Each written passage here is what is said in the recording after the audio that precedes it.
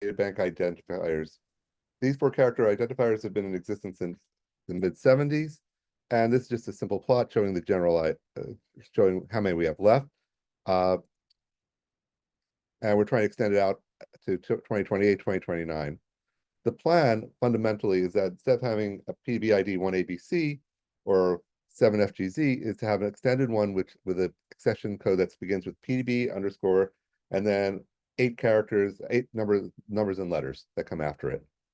The goal here is that it will enable us to extend the number of identifiers until long into the future, but as well enable the ability to really do literature searches by searching for these codes.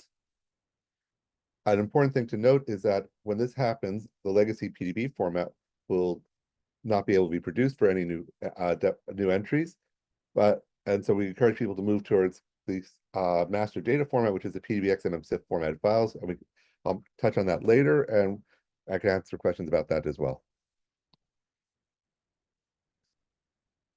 So this sort of gives the general gist of what I'm saying. The PDB code is here. We will have a regular expression. People have asked us a number of times, what will the regular expression look like? And this is what we're willing to say at the moment. And will enable the search. We have not decided what specific order things are going to be given in, but that's just to give you the general idea. So what's happening? So by 2028, roughly, all new structures will be available only in the PDBx mmCIF format. This is nothing new. There currently, or as of a few weeks ago, a little over 6,300 that are not compatible with the existing PDB format. And this is due to either 5-character chemical identifiers, things like for new ligands, or there are too many chains or atoms within the structure. The PDB format limited us to 62 chains, all uppercase letters A through Z, lowercase a to Z, and 0 to 9. So since 2014, we've been producing files which are not available in the PDB legacy format. And we expect this number of structures that are not available in PDB format will increase probably 2,000 entries per year due to new ligands being created. And that's roughly the number of 2,000 to 3,000 new ligands are created every year. So our goal is to say, we encourage users of the PDB to start using PDBx mmCIF whenever possible. And you'll find that a lot of the software that you may be familiar with, PyMol, Chimeric, visualization programs, Chimera Xcode, CCP4, and Phoenix all support this format, and have supported it for a number of years. So it's not something new and experimental with them. So what's going to happen with our archive is that we're going to reorganize the archive. This is going to be a breaking change, and that's why we want to get this out early on so people could start changing their workflows and start thinking about what they're going to have to be in the future. It's going to be similar to the versioned archive, where we're going to have every entry is going to have a directory, and it's going to be based on the hash code, based on the extended ID, the second and third last characters of the accession. So anyone who's trying to access automatically from the archive via HTTP, for instance, will need to change your access patterns for the new layout. And I hope that the file access APIs that we're having at RCSB will transparently handle this around 2027. The wwPDB by 2026 will establish what we're calling a beta archive with everything in the new layout.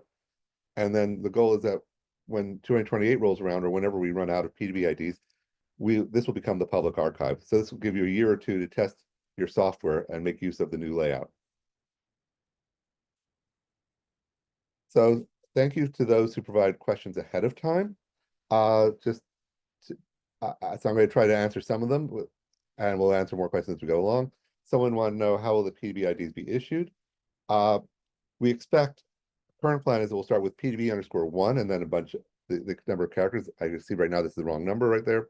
At each processing site, if we're doing what we're doing right now, will be issued blocks of 5,000 IDs, and each site they'll be issuing them independently, and then when a site runs out of 5,000, they'll get the next 5,000 allotment.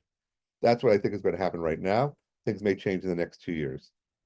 What changes can you expect in the PDBx mmCIF format? 2 major changes will be that right now the database 2 category, which currently has the PDB ID and wwPDB ID inside of it, is being extended to include the extended PDB ID. And by the end of the year, early next year, every public entry will have that information currently included within it. But when we move into the future, the data block names and fields that contain the PDB identifier, like entry.id, will use the extended one. But the actual data file contents fundamentally will not be changed at all, unless it needs a link to this particular entry ID. Someone asked, when will rcsb.org support the extended PDB IDs? So the plan right now is that the website will have a minimal support next year sometime, which means that if you type in an extended PDB ID, which we are sending people, depositors right now, so they have for their information, you'll be able to do a search and retrieve the data for that particular entry. But those who use the data APIs to download data or to do searches, well, we expect to have that support in 2027. The goal is to have that at least 1 year before the cutover deadline, and things may shift as we see how many accession codes are being issued a given year. So things may move up a little bit.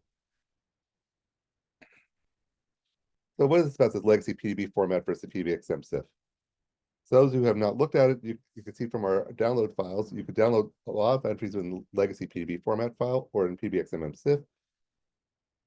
The PDB format was based on fixed column positions, essentially key punch cards. So every column has specific meaning. So it was easy to parse the file. You had fixed templates for remarks, but that was not very extensible. So we froze this format in 2012 because it was not extensible, but it was usable and readable. But parsing the metadata, things like what are the connections or what is the reference sequence that we're talking about, those are harder to parse. PDBx mmCIF, it was designed as more of a key value data store, which allows you to have arrays of data, but also allows you to have every data metadata item has its own specific place to store it. It's controlled by a dictionary, and you can look them up. We can extend this rapidly, and we have done that a few times in the last few years as new methods that were developed, or as we want to reorganize the archive and in a transparent way. And this is also still human and machine readable. It's easier for machine readable nature.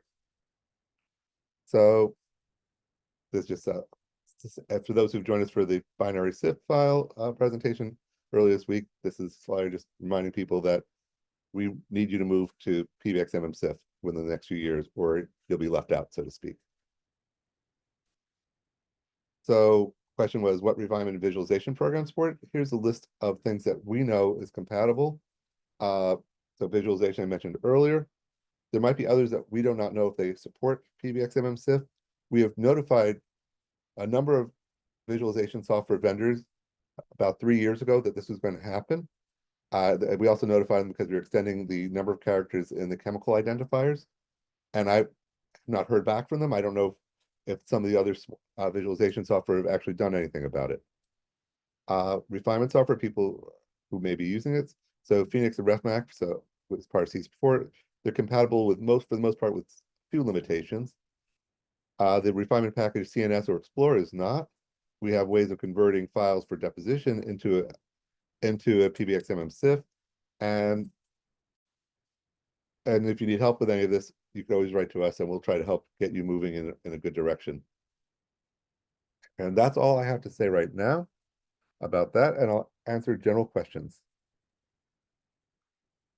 Shmar, you can stop recording. Yep. Could there be prefixes addition to